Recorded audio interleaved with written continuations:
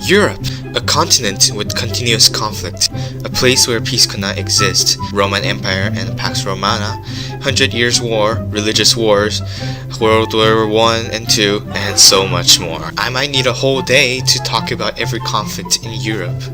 And now, these hostile countries want peace and union. European Union is what they have formed. This union was formed when World War II ended. Whether they were sick of wars or they were aware of the growth of USSR and US, they had formed European Coal and Steel Community and European Economic Community to trade within the European countries, which had become today's European Union. Today, there are 27 countries in the European Union. These countries are Austria, Italy, Belgium, Latvia, Bulgaria, Lithuania, Croatia, Luxembourg, Cyprus, Malta, Czech Republic, Netherlands, Denmark, Poland, Estonia, Portugal, Finland, Romania, France, Slovakia, Germany, Slovenia, Greece, Spain, Hungary, Sweden, Ireland. To unite the countries together, there are institutions that administer EU. These institutions work together like a country. There are many other institutions, but these are the 5 major institutions you really need to know. The European Council sets up the general political directions and priorities of EU. The European Commission proposes and enforces legislations, policies, and the EU budget to promote the general interest of the Union. Then the European Parliament and the Council of EU decide whether to pass or reject the proposal of the European Commission. The Court of Justice of the European Union interprets the law and applies it to the member states of the European Union. The institutions keep the Union from falling apart and lead it to achieve the goals. Promote peace and the well-being of its citizens, offer freedom, security, and justice, sustainable development from balanced economy, competitive market economy, and environmental protection, fight social exclusion and discrimination, encourage scientific technological development, economic, social, and territorial unity among the member countries, respect cultural and linguistic diversity. The European Union looks like an ideal union that other countries look up to, but is it truly a perfect union? On June 23, 2016, a referendum was held in the UK to decide whether the UK should leave or remain in the EU.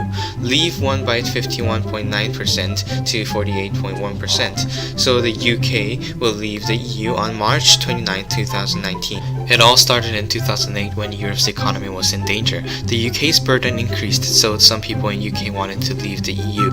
In 2015, David Cameron promised to leave the EU during the general election. Then a campaign was formed called Brexit. The UK and EU have a rocky relationship. In 1961, the UK applied to join the EEC, but the UK's eternal rival, France, wouldn't leave the UK alone. Charles de Gaulle, a former president of France, vetoed the UK. He said that British government lacks commitment to European integration. In 1973, UK finally got into EEC. However, the UK only had little voice in the EU. They had to follow the decisions made by the Union. If EU bullied the UK is bullying the EU by quitting. There are 2 major reasons that the UK is quitting EU: immigrants and the financial problem. In 1991, the Maastricht Treaty was signed. This treaty made the EEC a union and laid the foundation for Europe. Euro, or the single currency, may sound reasonable, but it is a double-edged sword. Even before the 2008 global financial crisis, imbalances between the member countries with different economic conditions began to build. So those countries with financial difficulties were falling behind, and to keep these countries inside the Eurozone, wealthier countries have to support them. If this continues, the entire market of the EU will fall apart.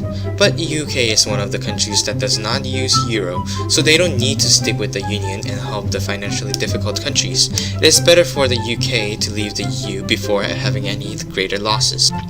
Another reason is the immigration. The EU is now facing migrant crisis. Because of the continuous conflicts in the Middle East, many migrants are coming into European countries. The EU decided to accept the migrants, but there was a problem. Because too many people were coming into Europe, some countries are meeting their limits, but they cannot limit or stop the migrants from coming because the decision made by the Union. UK is not an exception. In 2015, the net migration hit 333,000. This means that the people of UK itself will have disadvantages. If the UK leave the EU, they can limit or stop the migrants from coming.